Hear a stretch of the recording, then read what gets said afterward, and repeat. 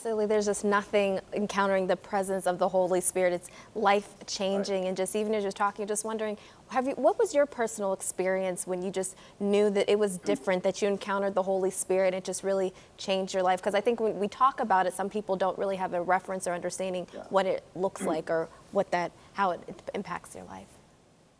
Well, I have served Jesus since I was 12 years old. And I've had many moments where the Holy Spirit has encountered me. The beginning was for me when I was 12 years old in a small little church on a Sunday evening in August of 1983 with my grandparents, 15 people in the church service. Nothing remarkable about the church service, but in that moment, the Holy Spirit met me. And the only way to describe it is opened my spiritual eyes and spiritual ears. And no one else in the room heard it, but I internally heard the Lord speak my name and call me to serve him. And I felt his presence, his comforting presence, his empowering presence. And it changed the trajectory of my life. It gave me an awareness that I was seen, I was known, I was loved, and I had a unique purpose for my life.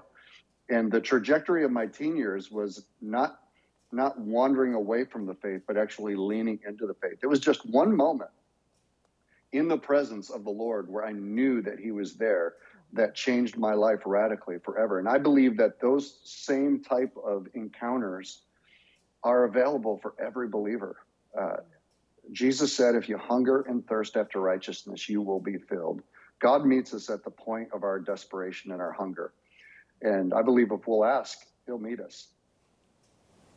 Well, you draw a parallel between Exodus 20 and the day of Pentecost in the book of Acts. Expound on this for us. Yeah, it's fascinating. So often we detach the Old Testament from the New Testament. And in the Old Testament, when God delivered his people out of Egypt, which is a type and a form of God delivering us from the world, he led them through the Red Sea, and he told Moses, bring them to the mountain of the Lord because I'm going to meet them. Most rabbis believe, or rabbinical teachers believe, have for thousands of years, that was a wedding ceremony of Yahweh marrying himself to his bride, Israel.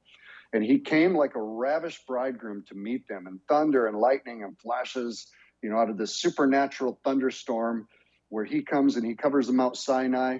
And if you really read it closely, it says that God began to speak to them.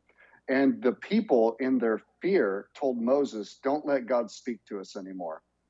You go talk to God, tell him to write it down, what he wants us to do, and we'll keep the law, but don't let him speak anymore. And I believe that moment broke God's heart.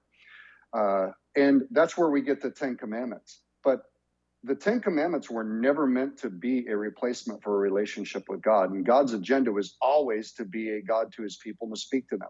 So that feast, that moment became a feast called Pentecost.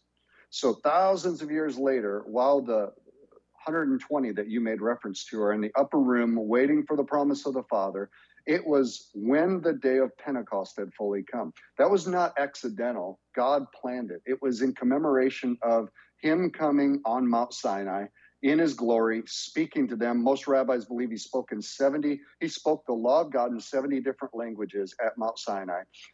On the day of Pentecost, it says that wind and fire came, filled the place. They were all filled with the Holy Spirit, not the letter of the law, but the Spirit of God. And God gave them the ability to speak in other tongues. And as they did, they spoke in a way that all the people gathered in Jerusalem could hear the praises of God in their own language. So God was replaying what once upon a time took place at Mount Sinai and establishing his covenant to all nations. And one interesting other thing, Amanda, is that feast was known as Pentecost, but it was also known as the Feast of Harvest.